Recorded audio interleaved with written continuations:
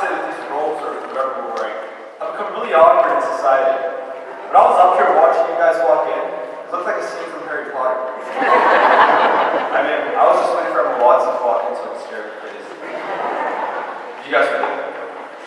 Nevertheless. Good afternoon, beloved parents and family members, honored guests, and respected teachers, administrators, and staff.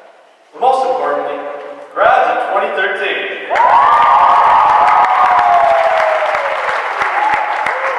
We're all gathered here today to watch young adults be inspired by freedom and to make their respective contributions in society.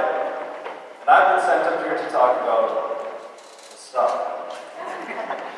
As a valedictorian in writing this speech, I thought about discipline, integrity, and responsibility. Three of the most boring components to any speech ever written. At this point, I would like to say that it is an honor speaking for the greatest high school on Albert Street.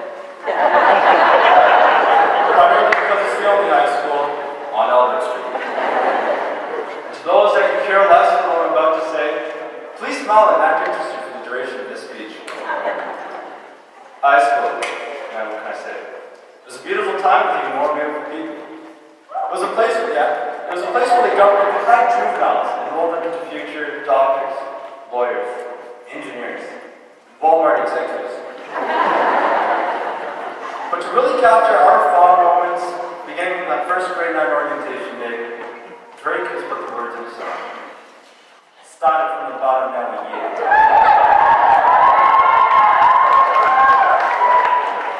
However, as graduates, it is our job to thank those that have supported us on this journey to what some have called emancipation, liberation, and freedom. So I'm going to take a moment to do this. First and foremost, the parents and guardians that are present here today, thank you. Now I can understand it can be quite difficult to raise children in today's fast-paced society, but y'all did it. To my parents, thank you for being the adults and two of my best friends that have inspired me well throughout life. I'm sure this is the same for many here today, so graduates, a round of applause for the parents and guardians.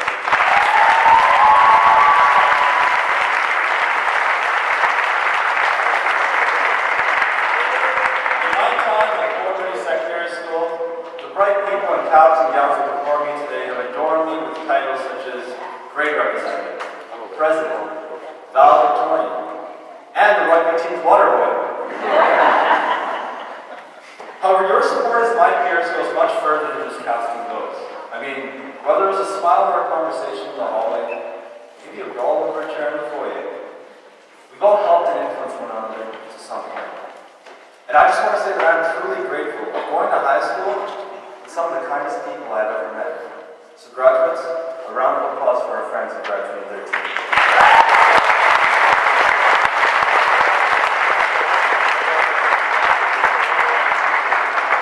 Nevertheless, I understand that behind every successful man, there's always a woman.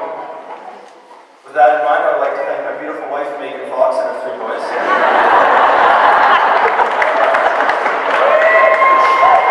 I'm sure you've all seen Megan in those movies where cars are possessed by alien robots. Megan, although she's not here, has always been there for me. Her support, along with our 3 young boys, Gleb, Simone, and Tal, has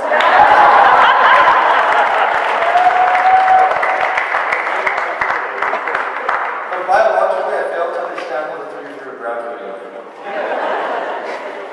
And of course, we cannot forget to thank those that have been committed to ensuring we have walked across the stage.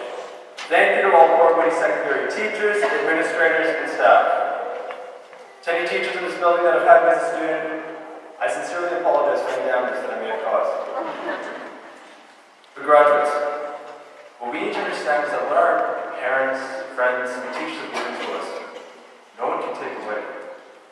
You can go out there, get the biggest house, fastest car, and practically buy yourself the most luxurious lifestyle. But for real, those material measures can be taken away as easily as they were found. Our memories of friends and family, and the knowledge that teachers have given to us is permanent. No matter what you do in life, the memories and knowledge that you will gain will always be there to support you in your hours of need. So cherish them. Be grateful for what we've been gifted. My job as a valedictorian is not only to bid farewell, but to also opened the door to this world we're about to step into. Many valedictorians have come upon a stage such as this and told audiences to live life to the fullest, to forget being rational, and to be the talented superstars of our lives. That's nice, but sometimes living life to the fullest is too much to handle. And being irrational, for some strange reason, always leads to jail time. As for talent, well, it's just another way of saying, I can still do this while I'm young. I know that the older audience will agree with that one.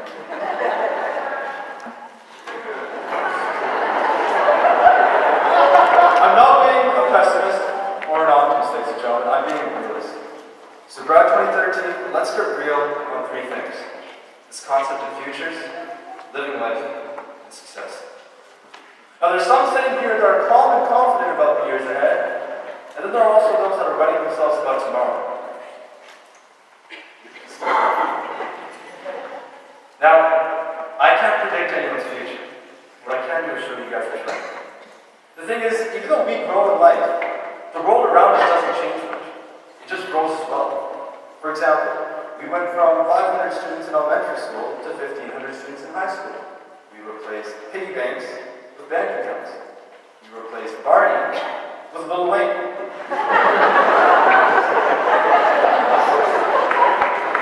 I've learned to love them. Teletubbies became One Direction.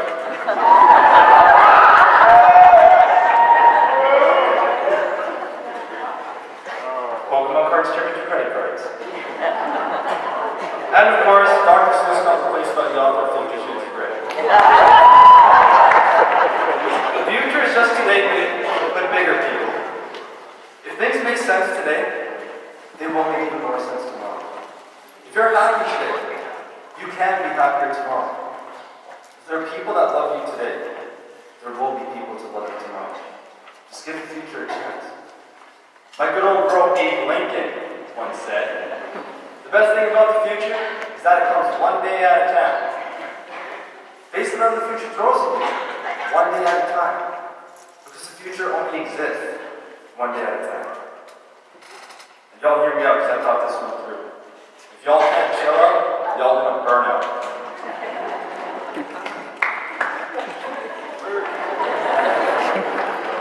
Now, living life, I mean, there's more books on the topic, there are dictionaries to define it. It's something we've all heard about.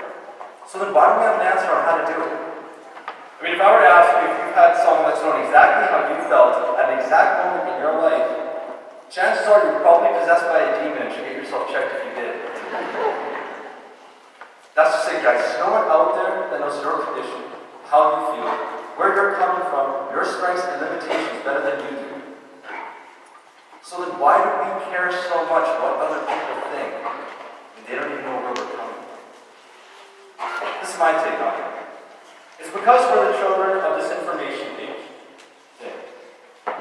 We were born consumers before we were even born citizens.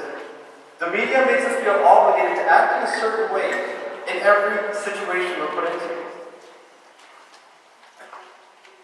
We have become so accustomed to what we see on the television that we've made these strange expectations of the world before us out of whatever comes on television after 7 p.m.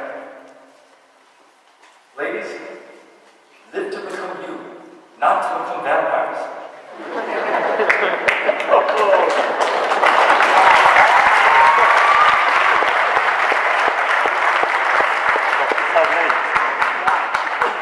Envy is ignorance, ladies and gentlemen, and imitation is suicide. What I will say here is, sometimes we feel that what we're doing is mediocre. It's mundane, it's useless. All I'm going to say to that is, as long as you're doing something, as long as you are active and literally just engaged in something, as long as you feel challenged, and as long as you feel inspired and motivated, nothing will ever be a waste of time. So in living life, just get out there. And for real, get yourselves active in something without the worry of other people. Because they're not the ones that are living your life. You are. And now, I come to success. I mean, it's something we all strive for no matter which way we go in life. I mean, we've heard about it so much, I'm not even going to talk about it. focus on what we've masked away as the opposite of success, failure. Now, Uncle Tanveer's take on failure is that it's like Buckley's cough syrup. Tastes awful, but it works. I think when we're successful, ladies and gentlemen, we just move on. We don't look at what we got, we don't look at what we did, we just move on to the next thing. But when we fail at something, we pause and reflect on what happened. We ask ourselves questions like, why didn't I get that job? Why didn't she go through grad? How did I get caught by my friends risking in one direction? It's through this reflecting and looking back in life, ladies and gentlemen, that we grow. I will share with you what I tell myself every morning. Life does not care about your comfort. It cares about your character. So use your failures in life as an opportunity to grow. Use the reflections as an opportunity to fine-tune that character that you're going to present to society. And like 50 Cent once said, we wouldn't know joy if it weren't for pain. Now I understand this ceremony is a very special moment for everyone. But graduates, please don't make the past 12 years of your life your greatest. Because if planning 10 and middle school dancing are the highlight of your life, there is something seriously wrong with you. Don't leave this ceremony as the greatest moment in your life either. Because when we feel we've achieved something, we become satisfied.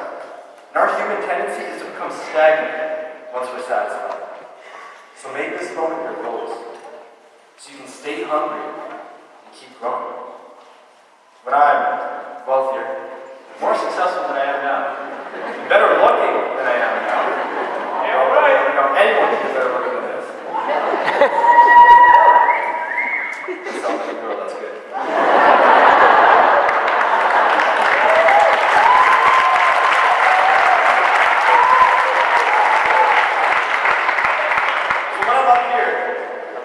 I want to meet you guys and I want to know how ambitious you each are. No matter what it is that you guys are doing, I want to know how ambitious you each are. Because that's what life's for. For you to keep going and to keep staying hungry. Not being hungry. Lastly, as valedictorian, I would like to make one request. My request to everyone here, and the graduates in particular, is to keep thinking. We should keep thinking, wondering, asking questions, and learning throughout our lives. It's because of our ability to think that we're at the top of the food chain.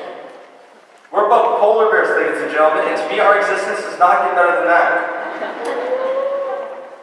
Ever since I've come to Portland Secondary School, I've always wondered why you have rainbow luggers. At first, I thought it was a technique to prevent students from running in hallways. Because, I'm sure, if you were to run at a specific speed, the flashing colors of lockers would trigger a seizure and stop you instantly.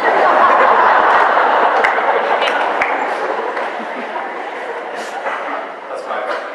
But after standing up on the stage after 4 years, I think I know what those lockers are going to mean for the rest of my life. Whether I'm staring out of my office window after a rainy Vancouver day, maybe at the corner of a street eating a packet of Skittles, I will find the rainbow, I will taste the rainbow, and I will remember the crowds of 2013!